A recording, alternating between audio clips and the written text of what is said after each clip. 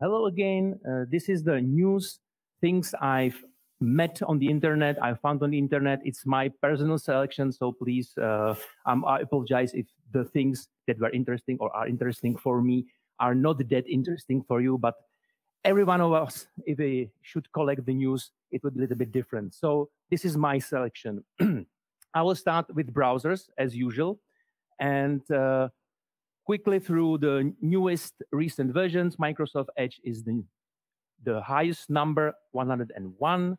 Firefox is still 999, so under 100, and Chrome is actually at the version of 100. These three versions, they bring nothing special, nothing really dramatic. Maybe the Chrome a little bit improved the debugging of JavaScript. You can now preview the JavaScript classes in the debugger. And for CSS, you can now play around or experiment with the support. At rule, you can now edit it in the CSS panel. But as I said, nothing really interesting in these versions. But what's really interesting is what's coming. The next version of Chrome, 101, is bringing the priority hints. What is it? It's a whole feature, whole API, so you can handle it with JavaScript programmatically, but also on the HTML level, which is what I want to show you here. They are introducing a new attribute, fetch priority, with three possible values, which is high, low, or auto, something to be default. And the most interesting, of course, are these high and low. You can add them for these elements: link, image, iframe, and script. And the information about this is coming from the Google developers, or Google Chrome developers, and they presented three interesting use cases of this new attribute or this new feature. The first is to prioritize the hero image to reduce the largest contentful paint. With priority hint, this background image in the header is loaded much faster. I will write once again because now you know where to look at. So this is still waiting because the image is the background image declared in the CSS file. So the browser, as renders the website, it takes its time to get to the picture. With this priority hint, we can tell the browser to download it earlier. So the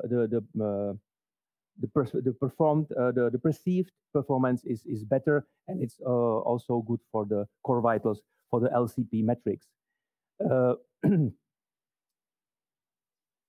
second use case is the opposite, deprioritizing the images in carousel. Carousels very often is on the top of your page, and we hate carousels, but we use carousels. We know why. We know we have this ambivalent relationship to them. So to deal them better for performance, for performance perspective, we can use this new feature.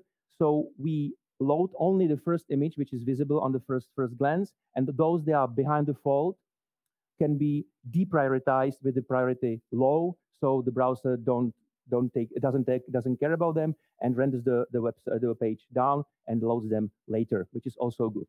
And the third use case is combining it with very well-known and good old attributes for downloading or for linking scripts, so async or defer. The problem is if you add async to your script tag, this JavaScript resource is by default loaded with low priority. So now you can simply add another attribute, fetch priority hint, and give it the value of high. And if the script is essential to your website, to your page, it's downloaded asynchronously, but with high priority. So it's active sooner than it would be without it. So this is what's coming in Chrome 101. And I think that we can start using this already as a progressive enhancement. And once the other browsers implement this feature, everybody will benefit from it. Last browser I want to mention is Safari 15.4. Safari is now changing and getting on momentum. This was released in March, and they introduced the pseudo class has, which is almost a parent selector. I will show you why almost, or I will show you later in examples. This is the newest and hottest news, the article I'm sharing here by Matthias Ott was published on Sunday. It is really, really cool. What is it? The has pseudo class is written in CSS, and in the bracket you put the selector. And this declaration or this rule set, if a button contains as a child element any element of SVG, these styles will be applied to it. Quite simple. So some button with icon probably will be targeted by this selector. But it becomes much more interesting if you realize that you can put any selector in these brackets. Now we are targeting element of class grid, which contains exactly two elements. Element which is child number 2, but in the same time also the last child. So exactly, it targets only the grid in the case that there are just 2 elements, and then we can set up 2 columns to it, and more and more. This is, by the way, the technique, the quantity selectors by Hayden Pickering. The link is there as well. This is even better. This is really, really cool.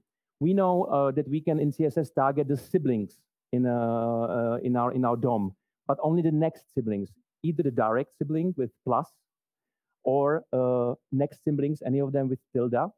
But we could never, until now, or now only in Safari, we can target the previous sibling. So if an element is followed directly by the class second, it will have dark magenta background. And to present it, I have this example on CodePen. It works really only in Safari 15.4 or in this on Linux, in this browser called Epiphany. And this is the example. There are these two paragraphs. In any other browser, both would be black because it's defined there. Sorry, I will scroll down. And this is the rule, which makes the previous sibling magenta. And this last example of this feature is the thing I started my talk about, this feature, the parent selector. With this declaration, we can call the parent selector. So any element which contains a direct child of class child or descendant will have, or its text will be in color gray. So this is the almost parent selector. I can again demonstrate it in the CodePen. It's my second example. Here is the rule set, and if I add a class button to the button in the last block, it should change its parent appearance. Class.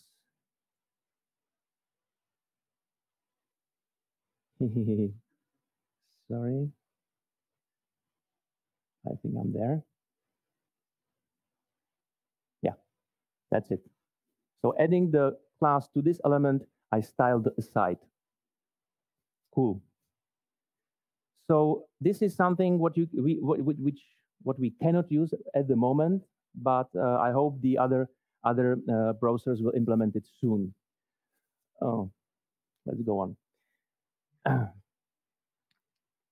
It's still breathing, by the way, so that's all I want to say about it. Code in the net. Now some articles I stumbled upon quite recently, and let's start with this. Quite interesting read, basically, to have a coffee and read this article about why we are nostalgic about early web. It speaks about some retro wave, which is coming, maybe not here, but maybe abroad, about retro design of the early web websites, like 1990s, these bloated, colorful pages from the break of 1990s and zero. But the article doesn't only show some interesting designs, but also looks into it, why this is happening, and this is not anything new in design, because these waves, these fashions are coming there and back. So maybe it's worth reading, but it's only about design and thinking about design. But I liked it. Go for it and see the examples. This is more practical article from Smashing Magazine, the HTML attributes, the less known, but doesn't mean that less important attributes. And I bet you that you will definitely find some attributes in this article you never know that they exist. For me, it was this one, enter key hint. I didn't know about it. I must admit it. You can add it to the input element like that. It has only these predefined values. And what it does is that you can force the submit button on your virtual keyboard on your touch screen with this attribute. I admit I didn't know that.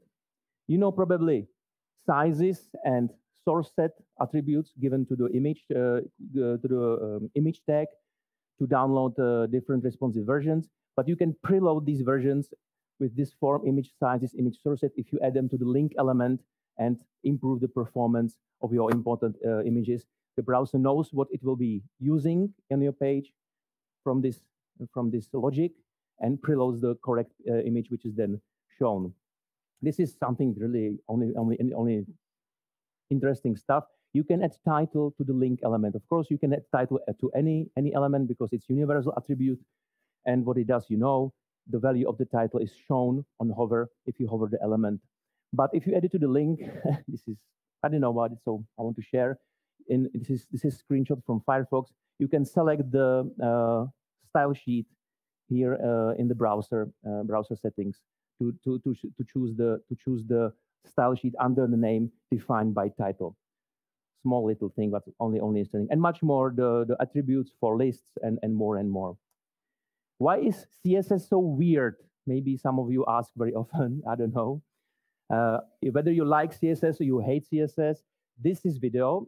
This talk by Miriam Suzanne. I really recommend to watch it because her argumentation is very interesting.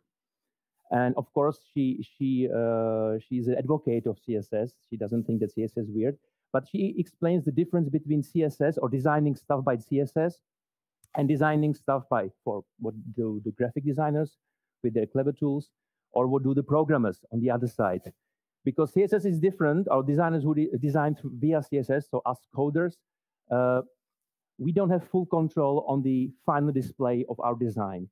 If you design for print, it's clear what you design is then printed. Martin can share his experience later. And if you are a programmer, you definitely need to have full control on the output, input, everything, what's happening on your application. But in CSS, the client has the final control of what's happening with your design. And the client is not only the user of your website, but also your the browser, because the browser knows the conditions, knows the internet connection, the size of the screen, even the colorfulness of the screens, and many variables you cannot know. You can only suggest. So this is the biggest difference between CSS and other programming languages, and while many people don't understand it and think that CSS is weird, okay, maybe it's a little bit weird, but I think it's getting much better these days. So watch it and maybe watch even other videos by Miriam because she has really interesting points of view. Now to our topic. Today's topic is performance. So first, I want to show this tool, which is request met generator, and where I have it. This is it. This is the request met for a website called Frontendisti.cz. And what you can, it uses the API from web page test, and it simply shows that the request it does. So it downloads some fonts from Google. It's linked to Google Analytics. It gets something interesting from skyproxy.supercoders.rocks. I don't know what's that. And you can also see that www.Frontendisti is redirected to Frontendisti without the subdomain. Of course, it's a simple, small website, but if you look in some website that works with advertising or some e-shop, I think it will be much more interesting. And it is a good starting point, nicely visualized, good starting point to reduce the number of requests. And why to reduce the number of requests?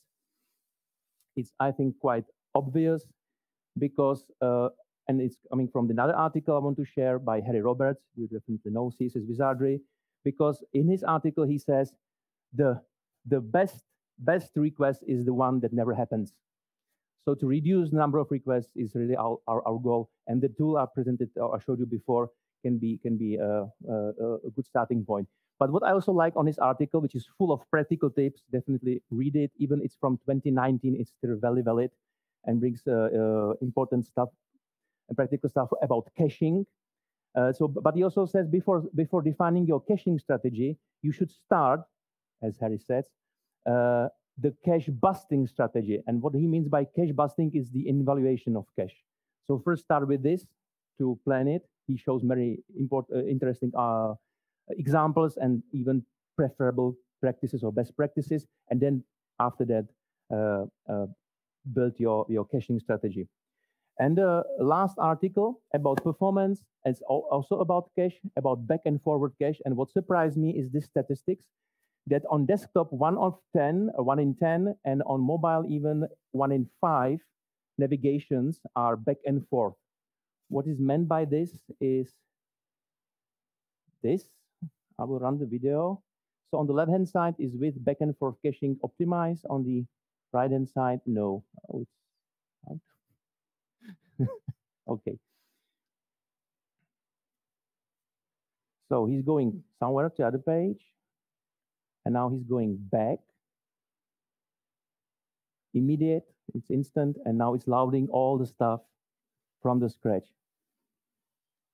And now back forward. Instant, and downloading again. What I didn't know about this is that you can actually test your website with DevTools, and sorry, it's under application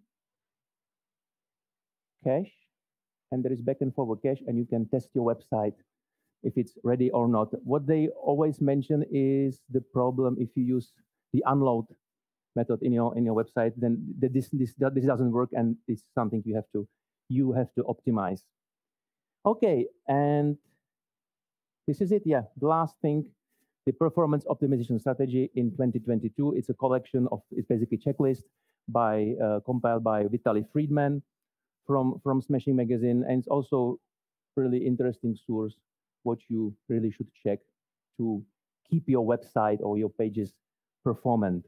So that's it. That's the news. And I will share my presentation with all the links to all the articles, to all the videos, so you can nicely browse to them in quiet time, not in such a rush like now, later on. So either now during the evening or after our meetup, I will share it on our standard channels. So that's it. Thank you very much.